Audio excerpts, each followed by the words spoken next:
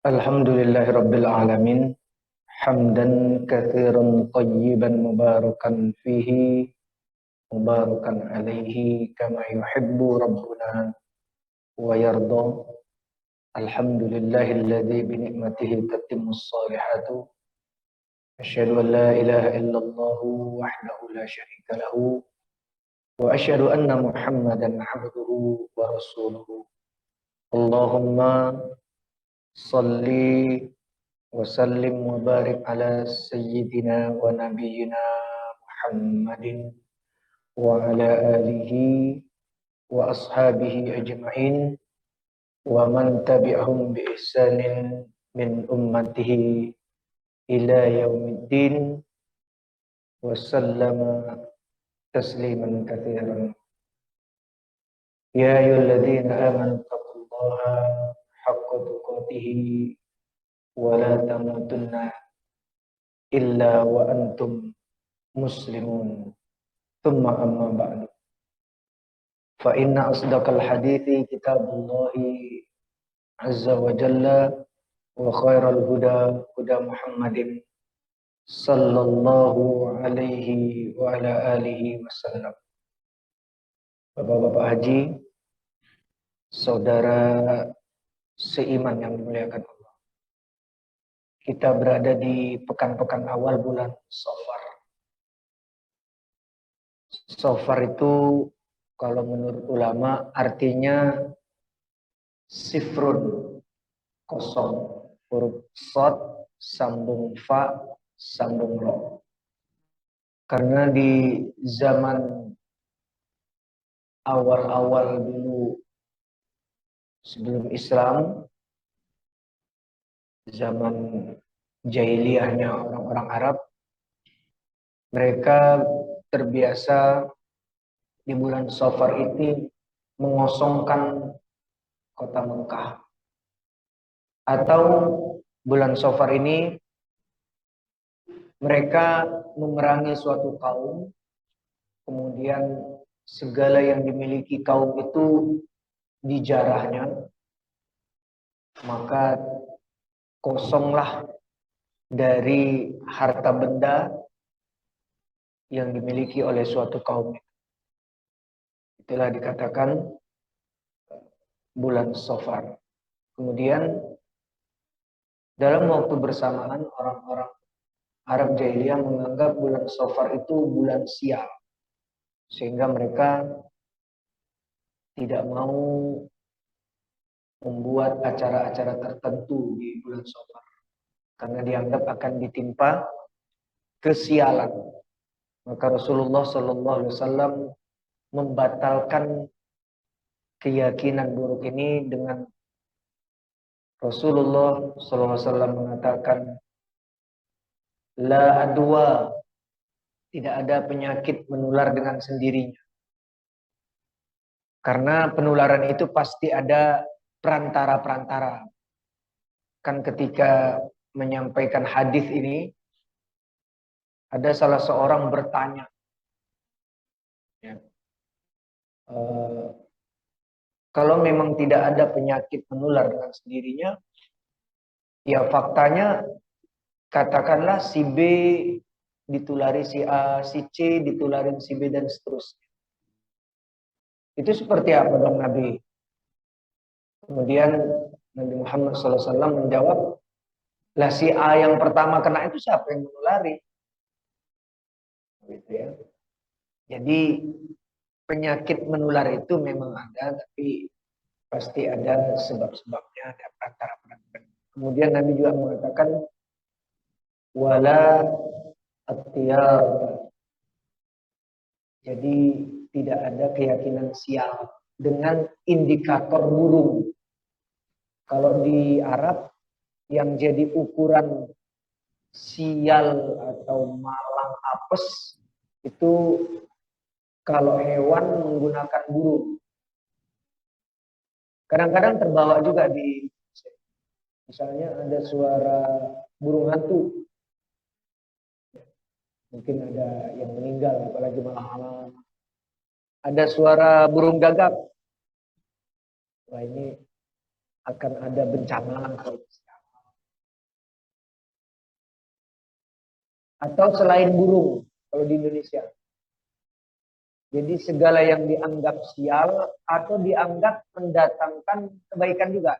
Ini dibatalkan melalui tadi walat atiyar, ada kupu-kupu hinggap di salah satu dinding rumahnya, baik di sisi luar rumah atau dalam rumah, yang ada tamu, ya.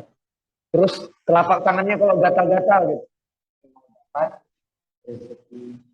Telinganya tiba-tiba agak, ya entah daun telinganya bergerak-gerak atau agak ada yang ngomongin saya, gitu ya. Ada yang baik ngomonginnya baik ataupun diomongin yang buruk. Nah ini tidak seperti itu ya. Kemudian walahamah, tidak ada juga keyakinan terhadap hantu. Ya, kita kaum muslimin hanya meyakini adanya jin. Jin itu ya makhluk mukallaf, ciptaan Allah yang dibebani syariat sama seperti itu. Dia juga ada jantan, ada betina, ada Islam, ada tidak Islam. Yang Islamnya kata para ulama seperti Syekh Wahid Abdus Salam Bali, ya, Al-Misri, dalam kitabnya Wiqayatul Insan atau As-Sarimul Battar, itu dibilang Islamnya juga bermadzhab-madzhab. Islamnya juga ada yang taat, ada yang fasik. Sama seperti manusia juga.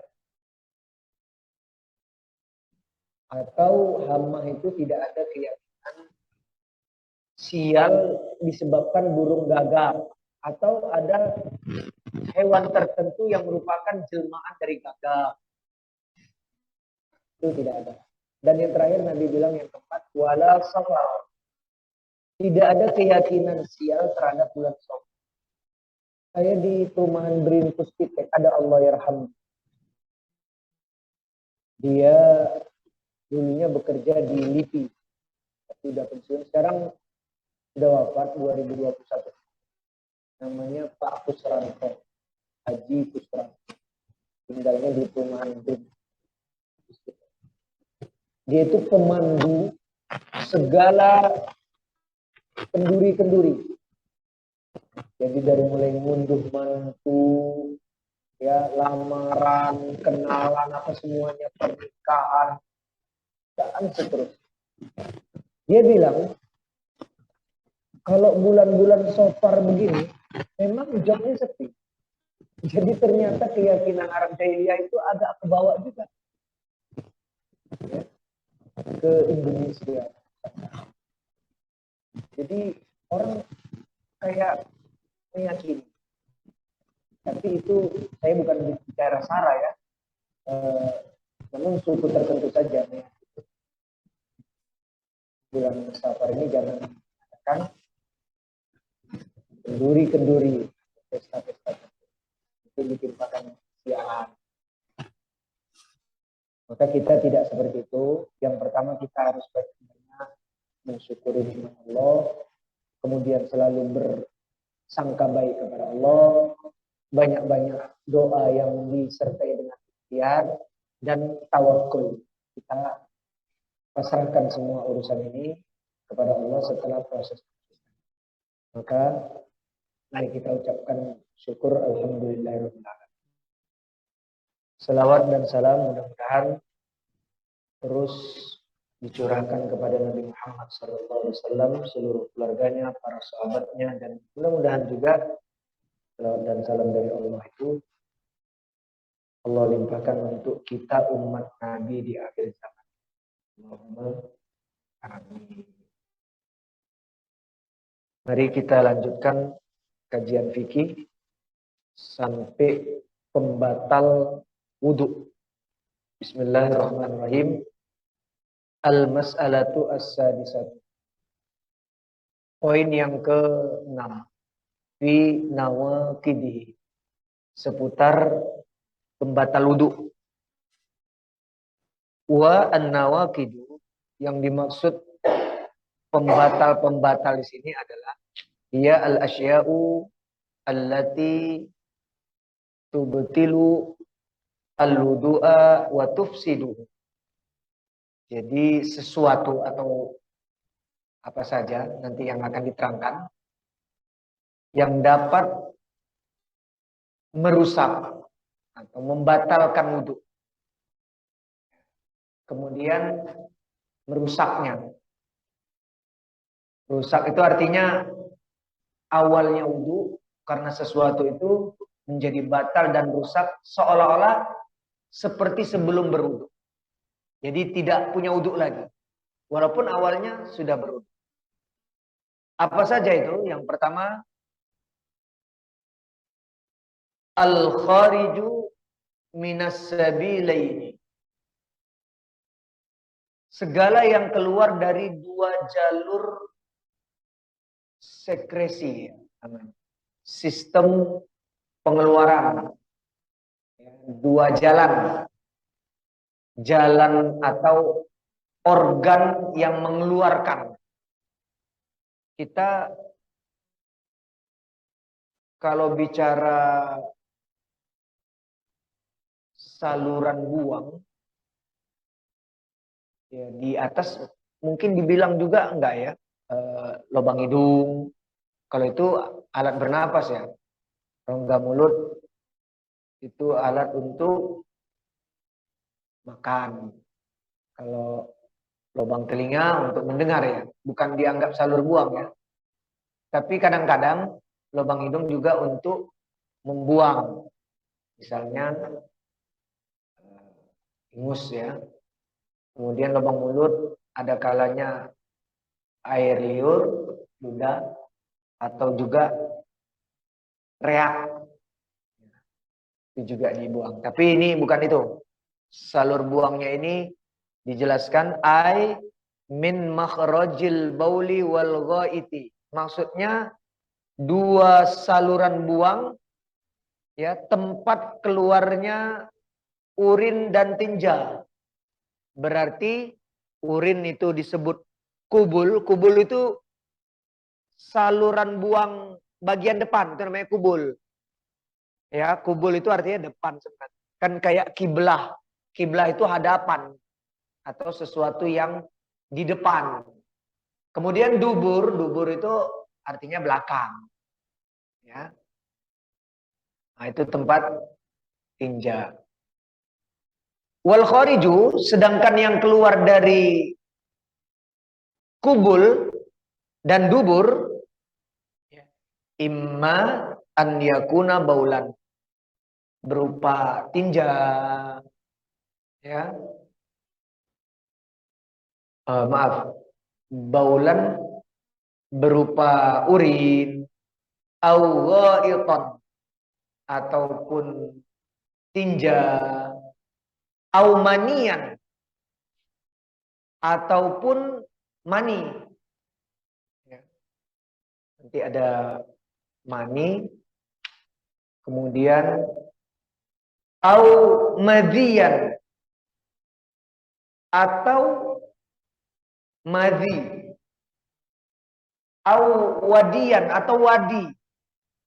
Jadi ada mani, madhi, wadi. Kita akan kenalan nanti dalam istilah fikih ini. Au damas tih, au damas tihadati, atau darah istiadah. Ini darah istihadah ini khusus untuk perempuan.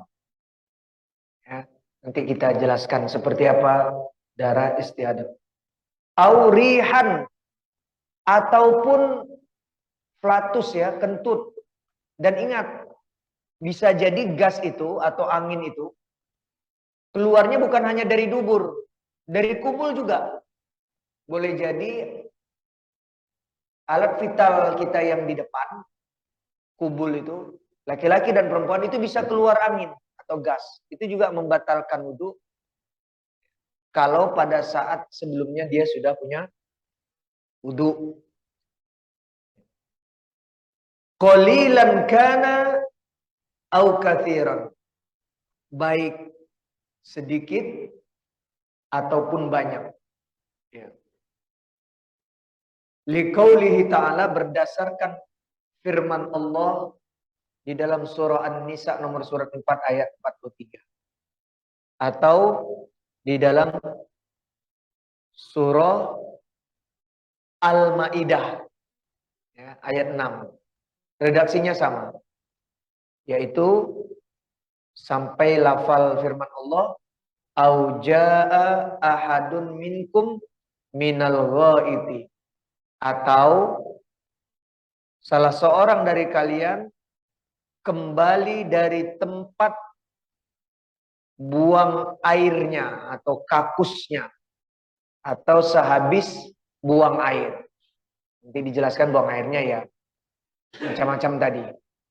Ya, itu cerita ayat ini, surat An-Nisa ayat 43, juga Al-Maidah ayat 6, itu cerita tentang berudu yang kemudian nanti pembatalnya gitu, dijelaskan oleh Allah. Ya.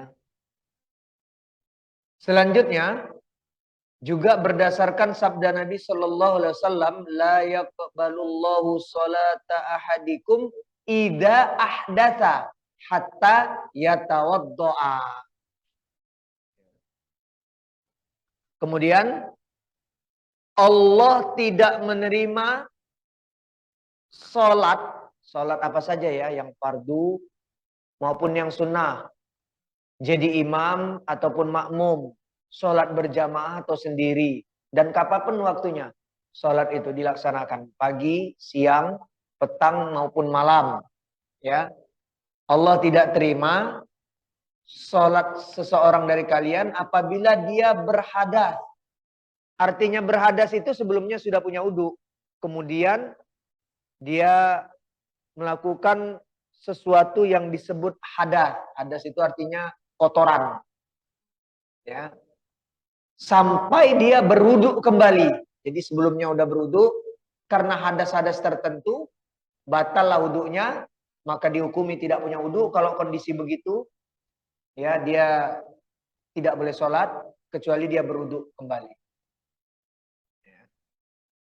Kemudian juga sabda Nabi Shallallahu Alaihi Wasallam, walakin min waitin wa baulin wa naumin. Ini juga hadis ini cerita tentang wudu, diriwayatkan oleh Imam Ahmad, At-Tirmidzi dan yang lain. Jadi yang membatalkan wudu itu termasuk buang air besar, ya buang air kecil, dan tertidur yang lelap. Cuma nanti tidur itu kalau kondisi duduk dibahas lagi sama ulama. Duduk yang bisa menjaga duburnya.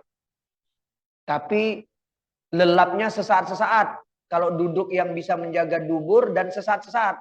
Ini kan fenomenanya di hari Jumat paling banyak ya. Tapi kalau dia udah sampai lama banget itu, banyak ulama bilang potensinya batal walaupun duduknya terjaga. Ya, maksudnya ada duduk tertentu yang para ulama fikih bilang itu bisa menjaga tidak keluarnya, yang tidak terkontrol itu kan nanti kentut itu biasanya. Juga sabda Nabi Shallallahu Alaihi Wasallam ya tentang fiman syakka, orang yang mengalami keraguan, al kharja min hurihun aula. Kan ada masanya, terutama subuh begini ya.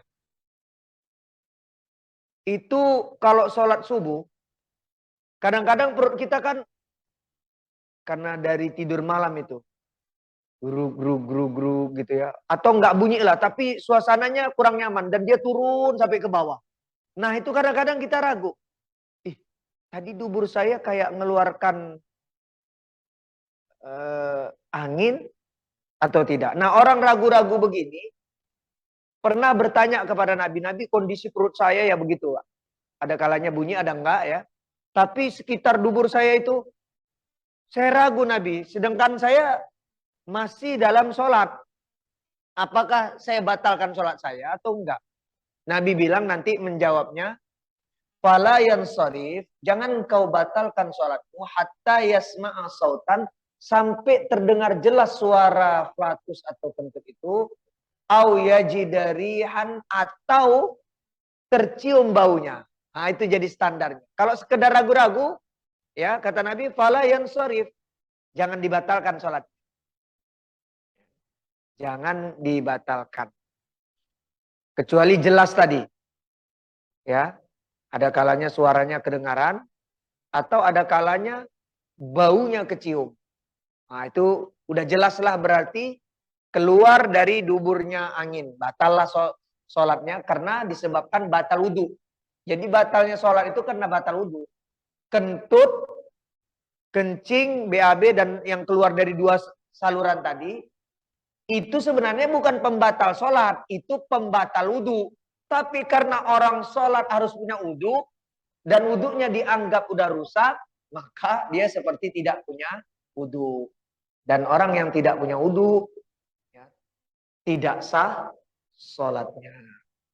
Kemudian, di dalam kitab, kumpulan kitabnya Mazhab Asy-Syafi'i, ya, ini ulama Syafi'iyah, Al-Imam An-Nawawi, namanya Al-Majmu' Syarhul Muhadzab nama kitab. Dia menjelaskan artinya begini. Yang keluar itu, yang membatalkan wudhu itu keluar dari dua jalan, ya, dua saluran keluar tadi, saluran buang, baik yang dimiliki laki-laki, kalau laki-laki di depannya namanya zakar, kalau perempuan farji, itu kubulnya. Kalau yang di belakang sama ya, duburnya sama. Ataupun juga yang perempuan, yang keluar itu semuanya membatalkan wudhu. Ya. Termasuk yang keluar berupa tinja, urin, kentut, ada ulat. Ulat-ulat halus keluar. Itu juga dianggap membatalkan wudhu. Nanah, darah, bahkan juga ada kerikil. Loh kok ada kerikil? Apa namanya itu? Kalau orang yang kencing batu. Ya. Ada kalanya nggak keluar airnya. Tiba-tiba ada butiran keluar gitu. Atau seperti pasir-pasir gitu. Dari kubul di depan atau dubur di belakang sama saja. Ya. Jadi itu semuanya membatalkan. Baik yang keluar itu yang terbiasa keluar, kalau yang terbiasa ya tadi tinja, ya, kemudian kentut, ataupun yang agak jarang keluarnya kayak tadi batu, darah, nanah itu kan jarang keluar. Itu akan membatalkan wudhu. Kemudian kita kenalan dengan mani ya. Mani. Mani ini sebenarnya cairan berwarna putih kental dan keluarnya itu tentu diawali dengan dorongan syahwat. Ya. Kemudian nanti akhirnya berakhir endingnya itu akan rasa lemas bagi yang keluar mani. Ya. Mani atau nutfah. Kalau di Al-Quran juga nutfah. Mani baik laki-laki maupun perempuan. Jadi kalau laki-laki mani itu disebut sperma, perempuan disebut ovum. Ya. Nah, itu keluarnya itu kalau dalam keadaan terjaga hampir bisa dipastikan karena dorongan syahwat. Kalau dalam terjaga, dia nggak mungkin sendirinya gitu. Namun ada juga, ini kasus tertentu ya, orang keluar mani terus. Karena memang bermasalah testisnya, saluran-saluran, alat kelaminnya. Ada memang, tapi ini jarang. Ya, jadi netes terus air mani. Walaupun dia tidak sedang bersyahwat membayangkan sesuatu. Atau kalau sedang tidur, keluarnya mani ini tentu karena mimpi. Ya, mimpi yang menyebabkan keluar mani. Kemudian Madhi, kalau tadi mani itu cairannya putih kental. Ya. Putih itu kayak susu ya. Sedangkan madhi cairannya bening. Bening itu kayak air mineral ini, transparan. Ini kita bilangnya air putih. Padahal ini sebenarnya air bening. Putih itu susu, ya. Kemudian madhi itu lengket, keluarnya juga karena syahwat yang bergejolak. Ya. Ketika syahwat bergejolak, dia keluar, tapi tidak bersamaan dengan syahwat, ya. Keluarnya juga tidak muncrat seperti mani. Dan juga tidak menyebabkan lemasnya orang yang keluar madhi. Madhi itu dia kalau dalam ilmu biologi namanya cairan semen. Dan mani itu jumlahnya banyak, kalau madhi itu sedikit. Jadi dia keluar lendir-lendir gitu. Dia tidak kental ya, dia bening. Juga jumlahnya tidak banyak, tidak muncrat.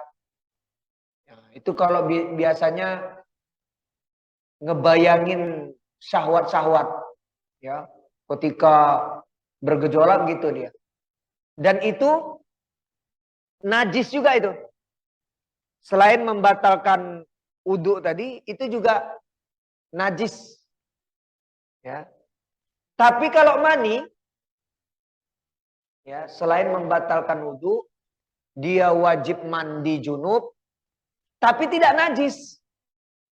Kalau madi, ya, membatalkan wudhu, tidak wajib mandi, tapi najis. Nah, itu madi. Ya. Kita nggak harus keluar madi itu mandi junub, enggak. Cuma pakaian dalam atau yang terkena madi itu najis dan itu harus dicebok karena organ vital kita juga jadi najis seperti urin tadi, seperti kencing ya. Itu. Jadi madi ini najis. Keharusannya mencuci kemaluan dan sekitarnya, kemudian yang terkena, pakaian yang terkena. Keluarnya madi ini membatalkan wudhu, tapi tidak wajib mandi. Ini kisah sahabat Ali bin Abi Thalib radhiyallahu anhu. Dia pernah ya bercerita, kuntu rojulan madza'an. Aku ini laki-laki yang banyak sekali madiku. Suka keluar madi. Wa kuntu astahyi an as'ala an nabiyya sallallahu alaihi wasallam lima kani ibnatihi. Tapi aku malu mau nanya sama Nabi keadaan ini, hukumnya gimana ini? Dan mau nanya itu, ya, najis atau tidak, batal wudu atau tidak, wajib mandi atau tidak. Cuma malu mau nanya langsung sama Nabi. Sebab istri dia putrinya Nabi. Fatimah itu kan anak kandungnya Nabi Muhammad SAW. Sementara termasuk orang yang syahwatnya bergejolak itu akan selalu keluar madi. Jadi seolah-olah orangnya apa ya, kesannya itu. Orang banyak madi itu, keluar madi terus, itu orang yang kuat seksnya. Atau pikirannya seks terus gitu. Syahwat terus ya. Kemudian kata Ali, fa'amartu al-Miqdad bin al-Aswad fasa'alahu. Maka aku minta tolong sama Miqdad bin Aswad untuk bertanya kepada Nabi. Faqala, Nabi menjelaskan, yaghsilu dzakarahu wa yatawaddo. Harus dibersihkan zakarnya karena najis dan dia batal wudhunya, maka dia harus wudhu lagi. Cukup gitu saja. Tidak perlu mandi junub. Kemudian yang ketiga wadi. Wadi ya, Ini juga pembatal wudhu. Harus mencuci kemaluannya. Tapi tidak wajib mandi. Sama kayak madhi. Wadi adalah dia cairannya bening. Cuma agak kental. Kalau madhi cairannya bening.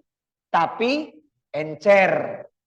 Ya, kalau mani cairannya putih, kental. Gitu. Kalau wadi ini cairannya bening, sama kayak madhi. Ya. Namun dia agak kental. Kalau madhi agak ya encer. Yang sempurna itu kan mani. Mani itu ya putih, kental, banyak ya. Kemudian dia muncrat gitu. Biasanya keluar setelah buang air kecil. Ya. Jadi udah buang air kecil. Ini Nabi itu untuk membersihkan buang air kecil itu berdehem. Gitu. Itu untuk nolak sisa-sisa. Ya, di saluran buang dubur itu apa? Kubul itu. Yang depan itu ya. Atau boleh juga maaf, tapi harus dengan tangan kiri. Dipegang kelaminnya itu agak dipencet-pencet atau diurut-urut. Kalau diurut berarti arah depan untuk biar bersih benar. Ya. Jadi setelah buang air kecil, udah kita berdem, udah pencet-pencet apa, kita udah cebok, istinja dengan air, tapi dia agak kerasa keluar seret, gitu. Nah, wadi ini najis, ya, berarti kemaluan dan yang terkena harus disucikan, ya. Namun tidak wajib mandi. Kemudian sahabat Abdullah bin Abbas itu menjelaskan, ya, diriwayatkan oleh Al-Imam Al-Baihaqi. Al-mani wal-wadi wal-wadi. Seputar apa itu mani, wadi, dan madi. Maksudnya hukumnya. Amma al-mani fahuwa alladhi minhu al-ghuslu. Orang yang keluar mani wajib mandi junub. Wa ammal wadi wal madi faqala. Sedangkan keluar madi dan wadi, ya, maka Nabi pernah menjelaskan, kata Abdullah bin Abbas, irsil dzakaraka au madzakiraka wa tawaddo wudu'aka lis-shalat. Cukup dibersihkan ya kelaminnya, kemudian karena itu membatalkan wudu, maka kalau mau sholat wudu lagi. Ya, wudu lagi. Kalau memang mau sholat, kalau tidak mau sholat ya nggak usah wudu lagi. Biasanya orang wudu itu kan karena dia mau sholat. Ya. Kemudian ada namanya salisul baul. Ya, salisul baul ini anyang-anyangan. Ya, terus-menerus mengeluarkan kencing. Ini penyakit ini. Kemudian ada salisul madhi. Ya, terus-menerus keluar madhinya. Seperti yang tadi dijelaskan, sahabat Ali bin Abi Thalib menceritakan keberadaan dirinya. Ini kan cukup merepotkan. Dan ini penyakit. Maka ya, di dalam Sahih Fikih Sunnah dijelaskan ia harus mencuci apa yang mengenai pakaian dan badannya, kemudian berwudu setiap kali mau sholat. Ini seperti perempuan yang istihadah. Perempuan istihadah itu adalah perempuan yang keluar darah terus di luar masa periode haidnya. Itu namanya darah istihadah. Ada sahabiah itu cerita, dia istihadah belasan tahun. Sampai-sampai saking kan netes terus, dulu belum ada pembalut. Itu di bawahnya itu, di antara selangkangannya, ditaruh semacam ember. Jadi netes-netes sedang sholat itu. Darah istihadah. Dan itu kalau memang itu penyakit dan cukup mengganggu, ya, itu ada keringanan dia terus sholat. Tapi nanti kalau misalnya mau sholat, dia cuci, ya. Kemudian kalau sekarang ada pembalut. Ya. Dan itu tidak wajib mandi junub darah istihadah. Ketika ditanyakan istihadah itu apa sih Nabi? Rupanya di sekitar rahim perempuan yang syarat dengan darah itu ditendang sama setan. Ditendang. Itu di sekitar rahim itu, ya itu kan syarat dengan darah, banyak darah. Ya. Dan setiap sebulan sekali nanti juga ada darah haid itu. Darah kotor yang harus dibuang. Nah itu ditendang sama setan. Cara mengukur istihadah itu seperti sahabiah yang belasan tahun keluar istihadah terus. Itu Nabi bertanya, dulu waktu awal-awal kamu haid, itu lamanya berapa hari? Pekannya pekan pertama, kedua, ketiga, atau keempat. Kalau dalam 1 bulan. Ya, lamanya berapa hari, pekan keberapa. Maka selain itu, ya, itu namanya istiadah. Kamu tetap harus sholat terus. Ya, dan tidak wajib mandi itu. Ya. Namun kalau lagi sholat pun keluar, seperti kisahnya sahabiah itu, salah seorang perempuan di zaman Nabi, sampai netes-netes itu. Jadi enggak, karena ini kan menyulitkan. Nanti batal terus kan wudhunya. Berarti sholatnya enggak sah. Jadi itu dia sholat dalam keadaan netes itu istiadah. Di selangkangan dia ditaruh ember. Tes gitu. Cuma syaratnya sebelum sholat, istihadah itu harus dibersihkan dulu, wudhu dulu. Nanti pas sholat keluar ya, itu tidak lantas membatalkan wudhunya alias membatalkan sholat. Begitu juga yang tadi, orang gampang keluar terus urinnya. Namanya salisul baul. Ya anyang-anyangan. Pas udah wudhu, udah apa, pas ruku keluar. Ya begitu juga yang keluar mani. Yang penting sebelumnya dia sudah bersuci dulu. Ya, itu enggak serta-merta harus, ini kalau penyakit ya, yang terus-menerus keluar. Enggak serta-merta, ya batal. Keluar dia dari sholatnya. Enggak begitu, nanti dia wudhu apa, udah bersih-suci, ganti pakaian, sholat lagi. Ya gitu lagi, enggak. Teruskan saja sholatnya. Kalau memang itu penyakit ya yang menimpa dirinya. Kemudian yang kedua yang membatalkan wudu, khurujun najasati min baqiyatil badan. Keluarnya najis dari bagian tubuh yang lain. Ya. Jadi bukan dua saluran pembuang. Fa in kana baulan aw ghaitan nuqidha mutlaqan lidukhulihi fin nususi as-sabiqati. Ya. Kalau yang keluar itu cerita urin dan tinja, yaitu sudah membatalkannya secara mutlak dan sudah dijelaskan tadi. Kemudian karena dalil-dalilnya tadi Quran dan hadis serta penjelasan-penjelasan para ulama. Sudah dijelaskan tadi di atas. Wa in kana ghairuhuma ka ad-dami wal qai'i. Sementara kalau yang keluar itu berupa darah ataupun muntah. Darah atau muntah. Ya. Kemudian fa'in fahisha wa kathura fal aula an yatawadda'a min. Kalau ternyata itu menyebabkan kotor dan jumlahnya juga agak banyak, maka menurut pandangan sebagian ulama yang lebih utama dia harus berwudu lagi. Dia dianggap telah batal wudunya. Amalan bil ahwati itu sebagai bentuk ya kehati-hatian, termasuk mengamalkan kehati-hatian. Ya, jadi kalau darah itu baik dari kulit ataupun dari rongga tertentu, misalnya dari hidung, namanya mimisan, mungkin dari telinga.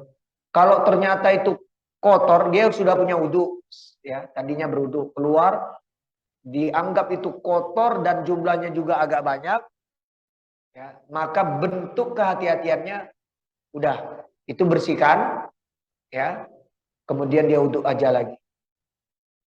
Itu. Wa in kana yasiran fala yatawaddo'a minhu bil ittifaqi.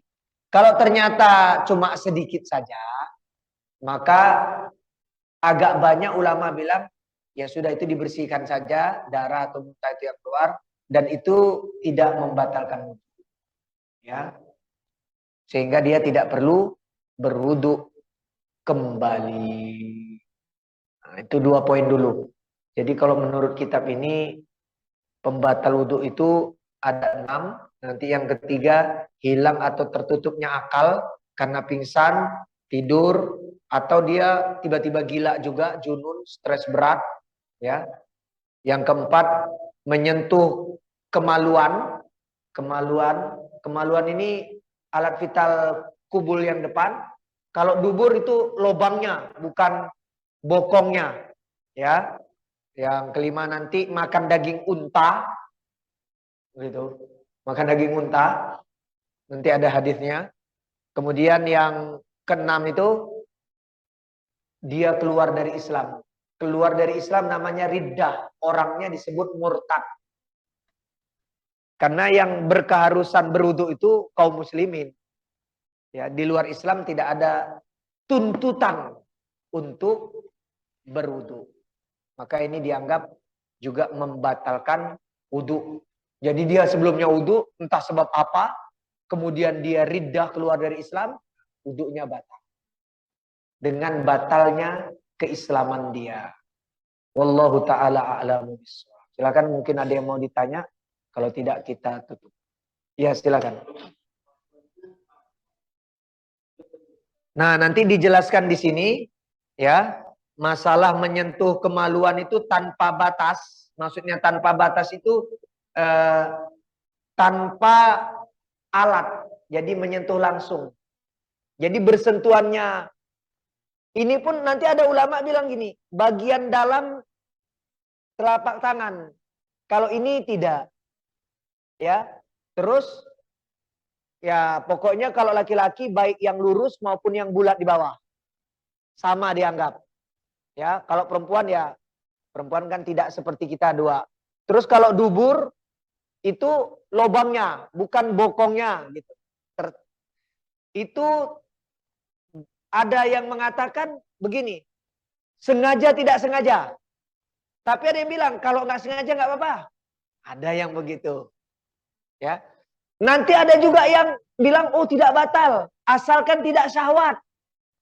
Walaupun sengaja dia pegang, sengaja disentuhnya, ya. Kemudian dia tidak ada syahwat.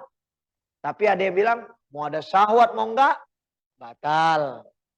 Sengaja tidak sengaja, batal. Itu bermacam-macam. Tapi yang jelas ulama itu rata-rata bilang nyentuhnya langsung Pak Olis. Tanpa ada kain atau sesuatu yang memisahkan gitu ya. Memisahkan itu maksudnya tidak bersentuhan langsung. Ya. Jadi kulit ketemu kulit. Itu pun nanti ya gitu. Kalau tersentuhnya punggung telapak tangan dibilang sengaja tidak sengaja, banyak akan bilang itu nggak batal. Ini yang dianggap batal. Telapak tangan bagian dalam. Ya. Tapi ada juga pandangan walaupun pakai alat, Paulis, berarti ini sedang bersarung atau bercelana, dia pegangin dengan sengaja dengan ada syahwat. Gitu. Ada sampai pandangan begitu.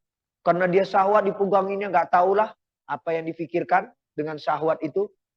Nah, itu bisa kecenderungannya membatalkan. Karena dianggap begitu sucinya ritual wudhu itu, lebih baik dia wudhu aja lagi. Walaupun tidak ada sesuatu yang keluar dari kubulnya itu. Alat vital depannya itu, alat kelamin. Tapi karena dipeganginya, dia punya wudhu itu. Misalnya katakanlah nunggu-nunggu waktu komat. Ya dipeganginya gitu kan. Dan dia ngebayangin syahwat-syahwat. Nah itu ada yang bilang, udah kamu tinggalkan pikiran gitu, wudhu aja lagi. Walaupun itu ya berlapis-lapis. Karena dia pakai sarung atau pakai celana. Juga pakai celana dalam. Cukup kiranya? Ada lagi Polis? Iya silakan.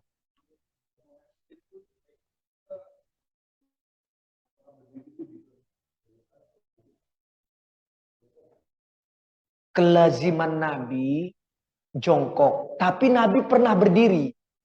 Cuma kapan? Darurat. Ya. Ada Pak Olis, kalau kita misalnya ke tempat tertentu, katakanlah hotel. Ya. Itu namanya urinoir ya yang berdiri itu. Ya kan? Di mall. Nabi itu Pak Olis, saya akan contohkan. Tapi ini dalam safar.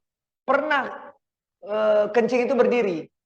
Jadi gini Pak Olis, Nabi bilang gini, kalian jangan dekat-dekat saya mau buang air kecil. Terus Nabi agak menjauh dari sahabat-sahabat, ini dalam safar. Kemudian ini mukjizat Nabi, ada pohon-pohon kurma, itu nyatu. Gitu. Di hadis Sahih Al-Bukhari itu. Nyatu gitu, untuk nutupin Nabi. Terus Nabi tidak jongkok, Nabi berdiri. Cuma dia agak ngangkang gini. Karena takut percikan-percikan. Cuma ini padang pasir juga. Jadi nggak terlalu mercik. Kan langsung nyerap biasanya pasir ya. Tapi Nabi berdiri. Cuma itu jarang Pak Olis. Kelaziman Nabi itu ya jongkok. Bagusnya itu juga dalam kesehatan ada ulama-ulama Islam yang khusus concern dalam metodologi pengobatan sunnah. Termasuk membicarakan bagaimana idealnya kita ini untuk menjaga kesehatan ketika buang air kecil itu bagusnya jongkok. Ya. Lebih baiknya itu jongkok. Dan itu yang sering dikerjakan. Cuma kita tidak salahkan sepenuhnya yang berdiri. Ya, tidak lantas, wah ini kencing berdiri ini bid'ah. Atau buruk sekali. Enggak. Kalau darurat. Kalau darurat. Ya. Ya seperti tadi yang hotel. Ya. Itu toilet-toiletnya jarang ada yang jongkok, Pak Olis. Bahkan ininya apa namanya? Untuk kita buang air besar aja dia duduk kan, kloset duduk gitu. Cuma kalau mau, saya pernah belajar pendidikan kesehatan Islam juga, termasuk buang air besar pun yang bagus itu jongkok. Cuma kita nggak salahkan juga kloset duduk. Ya bukanlah buruk kloset duduk itu. Karena ada orang tertentu dia kalau jongkok, apalagi yang perutnya buncit-buncit, itu memang sengsara dia kalau jongkok. Dia nyamannya. Dia itu orang-orang tua juga. Nggak bisa jongkok lama yang udah udur-udur. Jadi nyamannya dia kloset duduk. Untuk BAB ini khususnya ya. Keluar dari pertanyaan Paulis. Tapi kalau kencing tadi, keadaan darurat, Nabi memang pernah kencing berdiri. Ya, darurat tapi ya, itu dalam safar. Artinya kencing berdiri itu tidaklah salah sepenuhnya. Cuma kebiasaan Nabi, Nabi itu buang air kecilnya jongkok. Cukup kiranya ya. Demikian Bapak-Bapak Haji, saudara seiman yang dimuliakan Allah. Mudah-mudahan jadi tambahan ilmu yang bermanfaat untuk kita. Jadi kita lebih mengerti ya, kisah tentang pembatal wudhu ini dan yang dijelaskan tadi. Kebenaran itu dari Allah semata. Saya bisa saja keliru membaca ayat Al-Quran, hadis Nabi, dan penjelasan ulama dalam kitab ini. Kepada Allah saya minta maaf, minta ampun, tobat nasuha. Juga saya mintakan maaf, ampun, dan tobat nasuha untuk Bapak-Bapak Haji, saudara seiman sekalian. Mudah-mudahan Allah memaafkan kita semua, mengampuni dosa salah kita, menerima taubat kita, dan mudah-mudahan taubat kita juga taubat nasuha. Juga Allah menerima doa-doa kita, Allah terima semua amal ibadah kita. Ya, pada akhirnya nanti semuanya Allah balas dengan surga firdausnya. Kepada Bapak-Bapak Haji dan saudara seiman, saya juga minta maaf lahir batin dunia akhirat. Kalau ada yang tidak nyaman, tidak berkenan. Kita tutup dengan hamdalah, alhamdulillahirrahmanirrahim. Kita berselawat dan salam untuk Nabi kita, Allahumma sholli wa sallim ala Muhammadin. Kita akhiri dengan zikir kafaratul majlis. Subhanallah wa bihamdika, asyhadu an la ilaha illa anta, astaghfiruka wa atubu ilaika. Wassalamualaikum warahmatullahi wabarakatuh.